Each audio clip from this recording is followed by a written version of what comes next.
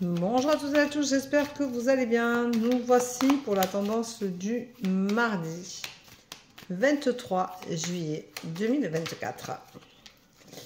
Alors, hier j'ai été faire le petit train jaune dans les Pyrénées. Oh, c'était une belle connexion à la terre, mine de rien. Un bel ancrage parce que c'est entouré de verdure bien entendu. Et j'ai vu énormément de papillons, mais principalement des papillons blancs, par dizaines. C'était impressionnant. J'en ai même un qui est venu me cogner là. J'en ai un qui est venu sur mon mari. C'était assez impressionnant. Et c'est plein de messages, hein, les papillons blancs. Voilà, donc nous étions très accompagnés. Alors il y en a qui ne les voient pas, qui ne font pas attention, et moi je les voyais virevolter, passer d'un côté à l'autre, des gros, des petits, des marrons, plusieurs couleurs. Enfin, c'était vraiment très très beau à voir. Voilà. Donc c'est une belle connexion. J'ai vu une voiture comme avait ma belle-mère il y a 20 ans. Hein, c'était une C3 pluriel bleu. Donc on n'en voit plus beaucoup. Donc c'était vraiment un signe. Et j'avais mis ce collier, que c'est le dernier cadeau de ma belle-mère, avant qu'elle décède. Donc c'était vraiment... c'était le 19 mai, elle est décédée le 31, donc vous voyez, c'était vraiment le dernier cadeau.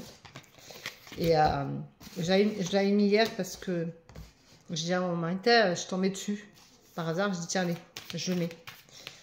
Ça fait longtemps que je ne l'ai pas mis. Et du coup, je l'ai mis.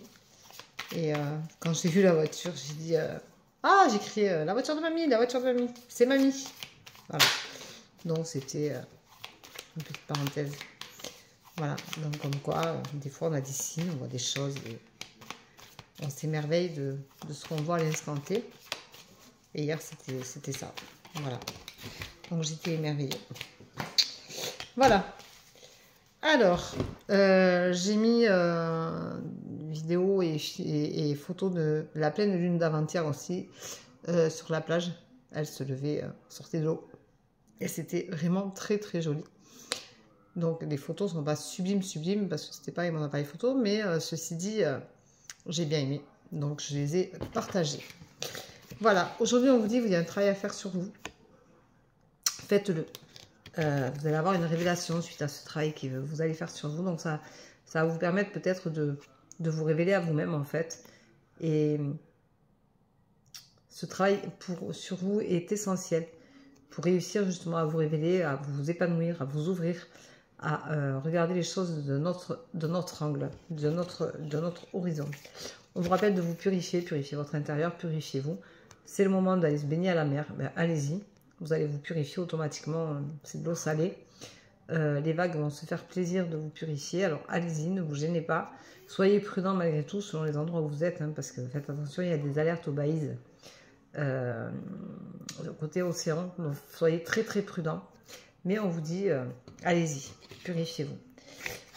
Vous allez ressentir les choses comme une évidence, donc ce travail sur vous va vous faire vraiment du bien, vous allez vraiment vous révéler, vous allez vraiment comprendre des choses sur lesquelles vous vous posez peut-être des questions et vous ne comprenez pas, et bien du coup tout va devenir limpide. Vous êtes à la fin d'un cycle, on vous dit, et il est temps pour certains d'entre vous d'arriver à cette fin de cycle là. Par contre vous allez être dans une impasse parce que des fois de se révéler à soi-même, c'est compliqué d'oser être soi-même aux yeux des autres.